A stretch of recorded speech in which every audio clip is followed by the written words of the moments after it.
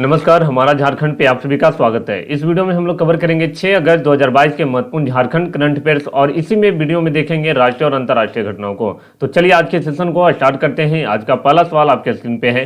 राष्ट्रीय शिक्षक पुरस्कार के लिए डॉक्टर नवीन कुमार का नाम भेजा गया है।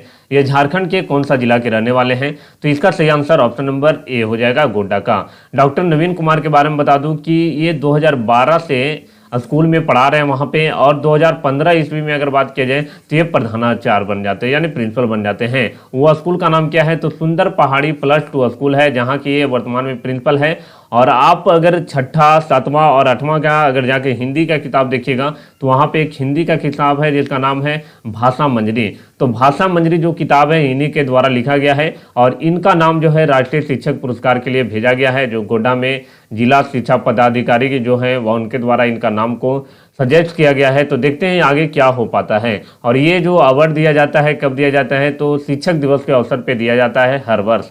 तो इसका सही आंसर ऑप्शन नंबर ए हो जाएगा। गोड्डा से अगर वर्तमान में पूछ दे कि सांसद कौन है तो इनका नाम है निशिकांत दुबे। निशिकांत दुबे का पार्टी का नाम पूछे कि कौन से राजनीतिक दल से जुड़े हुए हैं, तो इसका सही आंसर बीजेपी हो जाएगा। अगला सवाल देखिएगा, बोल रहा है, उससे पहले आपको बता दूं कि इनको ये अवार्ड के लिए क्यों नाम भेजा गया, क्योंकि ये शिक्षा के लिए जो भी बच्चे हैं या अभिभावक हैं उनको जो प्रेरित करने का काम करते हैं। जो भी ग्रामीण इलाके के लोग रहते हैं उनको बार बार जाके वहाँ पे जागरूकता अभियान चला के उनको बोलते हैं कि नहीं, आप स्कूल में जाइए, वहाँ पे शिक्षा ग्रहण करिए। और इसके अलावा आपको याद रखना है कि ये कहाँ के टीचर है? सुंदर पहाड़ी +2 में पढ़ाते हैं, और ये 2012 से वहाँ पे पढ़ा रहे हैं और 2015 में ये प्रिंसिपल बन गए यहाँ के। अगला सवाल है कि नागर विमानन मंत्री जो कि केंद्र सरकार में हैं, ज्योतिरादित्य सिंधिया, जो कि कहाँ से सांसद हैं? तो मध्य प्रदेश से सांसद हैं। इनके अनुसार दुमका एयरपोर्ट से कब तक हवाई सेवा शुरू हो जाएगी? तो आपको बता दूं कि दुमका जो है बाबू, ये उप राजधानी है। ये उप राजधानी है किसका? तो ये झारखंड की उप राजधानी है। और हाल ही में क्या हुआ कि दुमका के जो सांसद हैं जिनका नाम है सुनील सोरेन, सुनील सोरेन जो हैं ये मिले हाल ही में जाकर किनसे? तो ये ज्योतिरादित्य सिंधिया से मिले हैं। तो उनके द्वारा ये आश्वासन दिया गया है कि अगले 4 महीना में शुरू कर दिया जाएगा।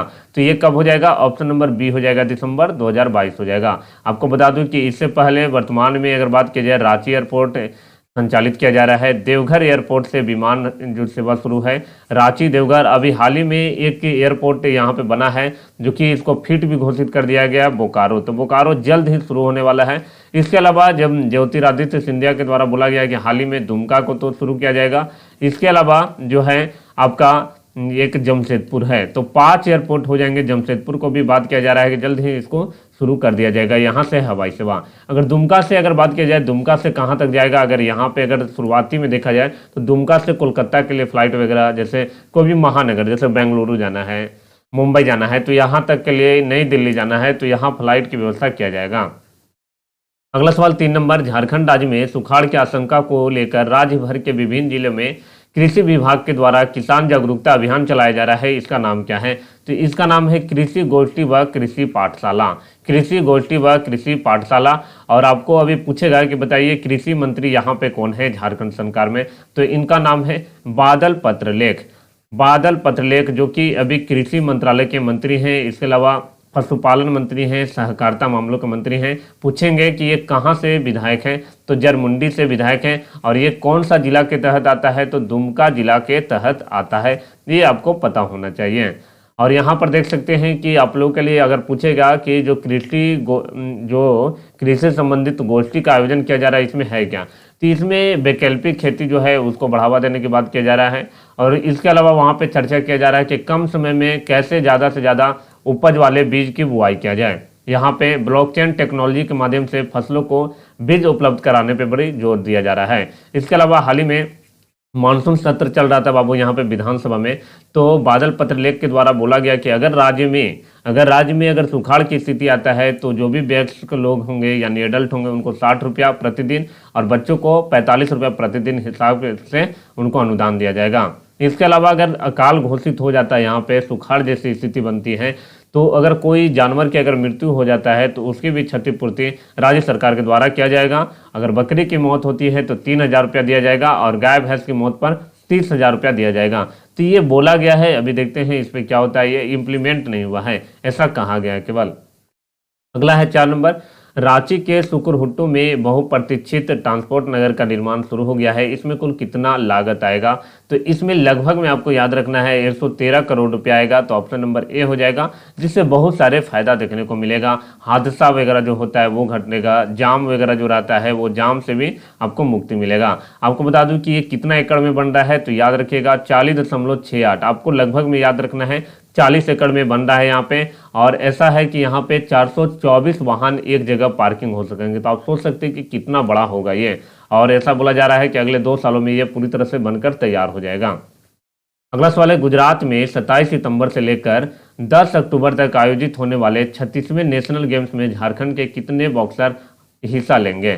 तो कितने बॉक्सर हैं जो कि वहां पर जाएंगे खेलने के लिए? तो ये कहां पे हो रहा है? तो ये गुजरात में। तो इसका सही आंसर ऑप्शन नंबर डी हो जाएगा 6 में अगर बात किया जाए तो 3 पुरुष हैं और 3 महिला हैं। 3 पुरुष में किनका किनका नाम है, इन पे अभी देखते हैं। इनका अभी नाम तो आया है, मगर कितना हो सके वहां पे मतलब बोल सकते हैं कि इम्प्लीमेंट होता है कि नहीं होता है। तो सूरज सोय, जयदेव देवगम, किरणदीप सिंह, रितु कुमारी, सभिया खानम, निशा कुमारी। तो इनका नाम जो है भेजा गया है। 6 लोग जो बॉक्सर हैं वहां पे शामिल होंगे। और ये है झारखंड का मैप। आप लोगों को झारखंड के मैप से कुछ सवाल आता है, जैसे पूछेगा कि झारखंड के सबसे उत्तरी जिला बताइए, तो आपको क्या बताना होगा? साहिबगंज। सबसे पूर्वी जिला अगर पूछ दिया जाए तो क्या बताइएगा? पाकुड़। सबसे दक्षिणी जिला अगर बोल दिया जाए तो क्या बताइएगा? वेस्ट सिंहभूम हो जाएगा। अगर पूछ दिया जाए सबसे पश्चिमी जिला अगर बताइए तो कौन हो जाएगा? सबसे पश्चिमी गढ़वा हो जाएगा। बोलेगा झारखंड के कौन सा वैसा जिला है जो किसी राज्यों के साथ नहीं लगता है? तो 2 जिला है बाबू, एक आपका लोहरदगा है और एक आपका खूंटी। किसी राज्य के साथ नहीं लगता। बाकी जितने भी जिला हैं यहाँ पे वो क्या कहीं ना कहीं, जैसे 24 जिला में से 22 जिला ऐसे हैं जो कहीं ना कहीं किसी राज्य के साथ सीमा साझा करता है। आपको पता होना चाहिए। अगला सवाल है, हिरोशिमा दिवस प्रत्येक वर्ष 6 अगस्त को मनाया जाता है। यह घटना कब हुई थी? देखिए, हिरोशिमा दिवस ये कहाँ पे हुआ था? जापान में हुआ था। अमेरिका के द्वारा जापान के हिरोशिमा नामक जगह और एक नागासाकी, वहां पे बम गिराया गया था। हिरोशिमा दिवस 6 अगस्त को मनाया जाता है और यह घटना कब हुआ था? 6 अगस्त 1945। ऑप्शन नंबर बी हो जाएगा। अगर पूछेगा नागासाकी दिवस, इसी के 3 दिन बाद यानी कि 9 अगस्त 1945 को यहाँ पे बमबारी किया गया था, जिसके कारण हम लोग नागासाकी दिवस मनाते हैं। यहाँ पे इतनी स्थिति बदतर हो गया है, खराब स्थिति है कि यहाँ पे अभी भी उस प्रभाव को देखा जाता है। आपको बता दूं कि जो हिरोशिमा पे बम गिरा था उसको क्या कहते हैं? तो उसको लिटिल बॉय के नाम से जाना जाता है, लिटिल बॉय। और वही अगर बोल दिया जाए कि जो नागासाकी पे बम गिरा था उसको क्या बोलते हैं? फैटमैन के नाम से जाना जाता है। ये आपको पता होना चाहिए। जब 9 अगस्त की बात हो रहा है तो 9 अगस्त को याद रखिएगा कि 9 अगस्त को ही विश्व आदिवासी दिवस मनाया जाता है। पूछेगा कि विश्व आदिवासी दिवस कब मनाया जाता है? तो 9 अगस्त को मनाया जाता है। अगला सवाल 7 नंबर, पर्यटन मंत्रालय ने स्वदेश दर्शन योजना के तहत देश में पर्यटन के बुनियादी ढांचे के विकास के लिए कितने करोड़ रुपए की लागत वाली 76 परियोजनाओं की मंजूरी दिया है? तो इसमें 5399, ऑप्शन नंबर ए यहाँ पे राइट हो जाएगा। 5399 करोड़ रुपए की मंजूरी दिया गया है। पूछेगा पर्यटन मंत्रालय के मंत्री कौन है? तो आपको नाम याद रखना है, जी किशन रेड्डी। जी किशन रेड्डी जो कि वर्तमान में पर्यटन मंत्रालय के मंत्री हैं। और ये कहाँ से सांसद हैं? तो ये सिकंदराबाद से सांसद हैं। रोजाना अगर पेपर आप पढ़िएगा तो इनका नाम आप लोग को जरूर नजर आएगा वहाँ पे। और आपको बता दूं कि स्वदेश दर्शन योजना था, जिसको नया रूप दिया गया है स्वदेश दर्शन 2.0। और इसमें लागत कितना आएगा? तो 5399 करोड़ रुपया लागत आएगा। और ऐसा बोला जा रहा है कि जो 76 जो परियोजनाएं हैं उसमें से 50 जो ऐसे परियोजनाएं हैं जो कि भौतिक रूप से पूरी हो चुकी है।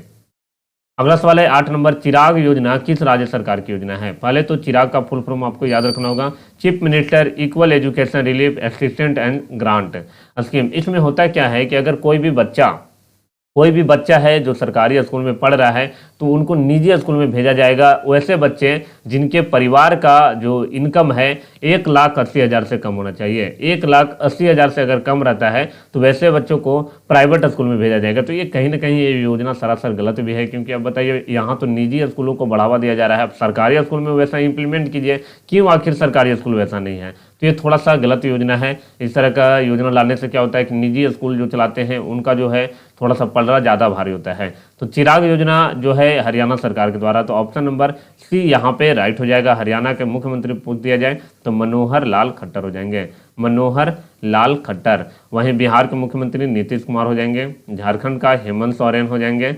वहीं पूछ दिया जाए कर्नाटक का बताइए कि कौन है सीएम, तो बसवराज बोम्मई। ये नाम भूलना नहीं है क्योंकि ये नाम चर्चा में हमेशा रहता है और रिसेंट में बने हुए थे। बसवराज बोम्मई, ये आपको याद रखना है। और चिराग योजना में जो बच्चों को स्कूल भेजा जाएगा, तो जो दूसरा से लेकर 5वीं तक अगर कोई पढ़ता है तो उनको 700 रुपया निजी स्कूल को ही दे देता है सरकार। अगर छठा से लेकर 8वां तक है तो प्रति छात्र 900 रुपया देता है। अगर 9वीं से 12वीं तक के अगर कोई छात्र है तो उनको 1100 रुपया प्रति महीना सरकार निजी स्कूलों को देती है। अगला सवाल, फिलीपींस के 17वें राष्ट्रपति के रूप में किन्हें चुना गया है? तो इसका सही आंसर ऑप्शन नंबर ए हो जाएगा, फर्डिनेंड मार्केस जूनियर। तो ऑप्शन नंबर ए यहाँ पे राइट हो जाएगा। और ये केवीं नंबर के हैं? तो 17वीं नंबर की राष्ट्रपति। ऐसा सवाल आता नहीं है, केवल ये याद रखिए कि कौन राष्ट्रपति हैं। आपको बता दूं कि जब फिलीपींस की बात हो रहा है तो फिलीपींस की राजधानी कहाँ है? तो मनीला है। और मनीला में ही आप लोग को एशियाई विकास बैंक का हेडक्वार्टर देखने को मिलेगा। एशियाई विकास बैंक का अगर हेडक्वार्टर अगर बोल दिया जाए, एडीबी बोलते हैं इसको, एडीबी, तो आपको सही आंसर क्या हो जाएगा? मनीला हो जाएगा, जो कि फिलीपींस में है। भारत के 49वें मुख्य न्यायाधीश कौन होंगे? ये बोला गया है एनवी रमन्ना के द्वारा, जो कि वर्तमान में अभी मुख्य न्यायाधीश हैं, जो 48वें नंबर के। 49वें कौन बन गए हैं? तो जस्टिस यू ललित। और ये मात्र 75 दिनों के लिए रहेंगे और 9 नवंबर को जो इनका कार्यकाल है ना, ये खत्म हो जाएंगे। इसके बाद 50वां अगर बोल दिया जाए, ये तो 49 नंबर के हैं, अगर 50वां अगर बोल दिया जाए कि कौन बनेंगे, तो इनका नाम है डीवाई चंद्रचूड़ हो जाएगा। तो ऑप्शन नंबर अगर 50वां पूछता है तो ऑप्शन नंबर सी हो जाता है 50वां। और ये कब बन जाएंगे? 10 नवंबर हो जाएगा ना, 10 नवंबर तक बनेंगे। मगर अभी जब 75 दिनों का जो कार्यकाल रहेगा, ये किनका रहेगा? तो जस्टिस यू ललित का रहेगा। अगला सवाल, नई दिल्ली में दूरदर्शन के मेगा ऐतिहासिक हिंदी धारावाहिक स्वराज भारत के स्वतंत्रता संग्राम की समग्र गाथा का शुभारंभ किसने किया? तो इस प्रश्न का सही आंसर अमित शाह हो जाएंगे। और अमित शाह भी वर्तमान में केंद्र सरकार में मंत्री हैं, गृह मंत्रालय के। इसके अलावा गृह मंत्रालय के अलावा इनको एक और मंत्रालय दिया गया है, सहकारिता मंत्रालय। सहकारिता मंत्रालय के मंत्री अगर पूछ दिया जाए कि कौन है, तो आपका सही आंसर अमित शाह चला जाएगा। और यहाँ पर देख सकते हैं ये हैं अमित शाह, और यहाँ पर देख सकते हैं इनका नाम है अनुराग ठाकुर। तो अनुराग ठाकुर से भी सवाल आ सकता है कि पूछेगा कि बताइए कि भारत सरकार में सूचना एवं प्रसारण मंत्री कौन है? तो भारत सरकार में सूचना एवं प्रसारण मंत्री अनुराग ठाकुर हैं।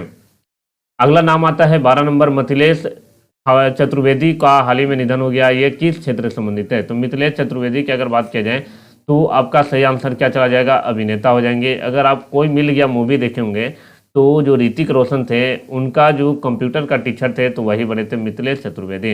यहाँ मिथिलेश ठाकुर से कंफ्यूजन नहीं होना है।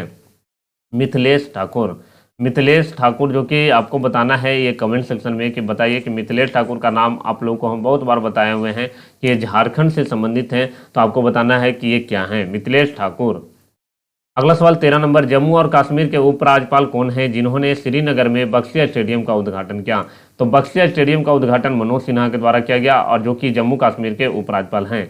अगर बोलेंगे कि लद्दाख के कौन हैं, तो आपका सही आंसर राधा कृष्ण माथुर। और नई दिल्ली का अगर बोला जाए कि नई दिल्ली के उपराज्यपाल कौन है, तो विनय कुमार सक्सेना हो जाएंगे। लद्दाख और जम्मू कश्मीर कब बना था, मतलब स्थापना कब हुआ था, ये भी आप लोगों को सवाल पूछेगा 31 अक्टूबर 2019 को। ये सवाल बहुत इंपॉर्टेंट रहेगा आपके एग्जाम के लिए, 31 अक्टूबर 2019।